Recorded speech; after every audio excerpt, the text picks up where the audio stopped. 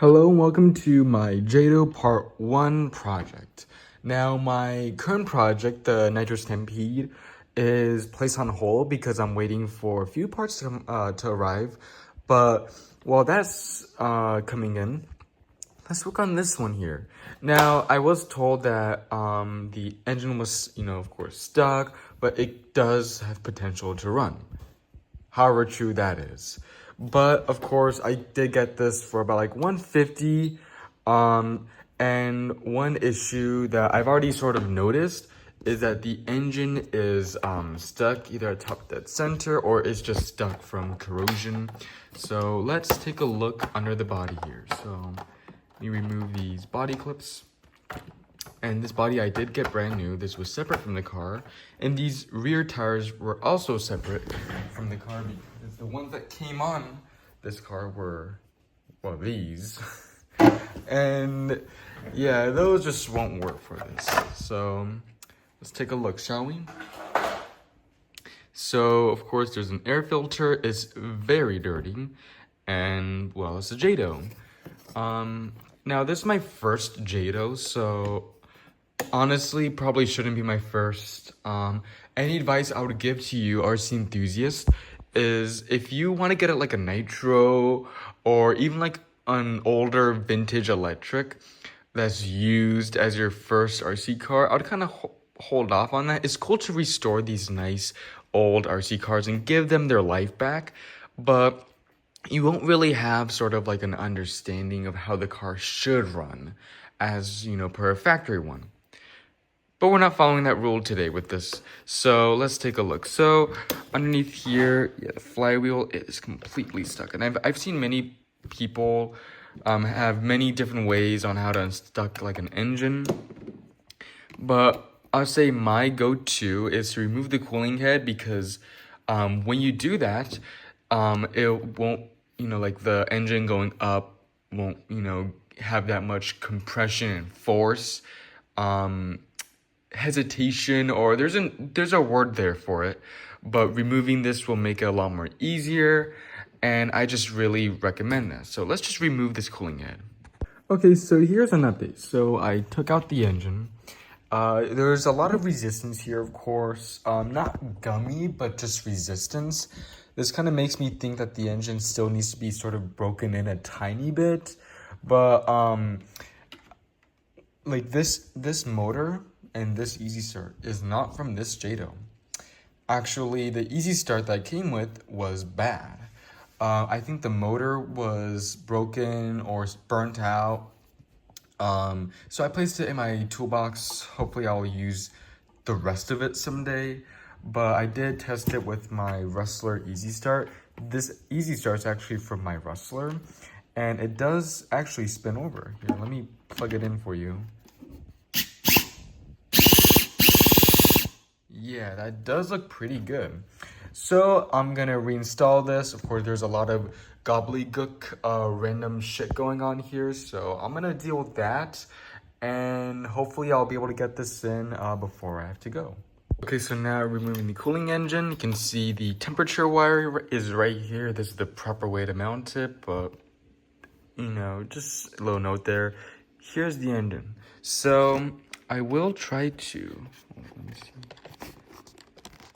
Yeah, still stuck. So Traxxas recommends that you get like a flat head and try like hammering it there. But honestly, maybe like a drop of afterburn oil could work best, just so you can have it soak up for a little bit, and then that'll help, get it like here. Let me get one more right there.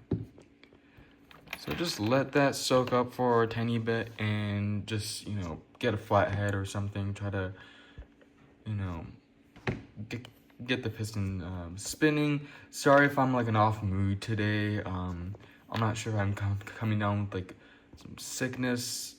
But yeah.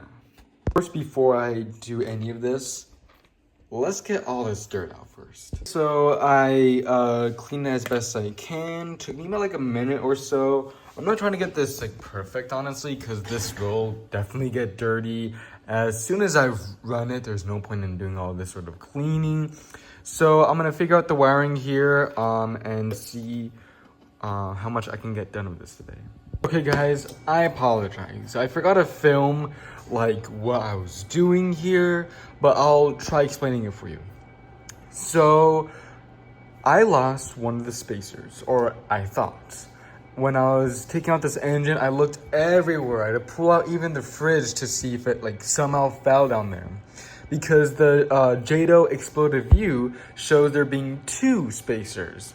But I think the exploded view I was looking at, which is provided on the Traxxas website for the 3.3 current selling model, I think that is the old version, the 2.5, because I'm assuming the 2.5 used spacers because back then, back in like what, 2004, 5, these telemetry sensor, speed sensor mount right there was not available during the time.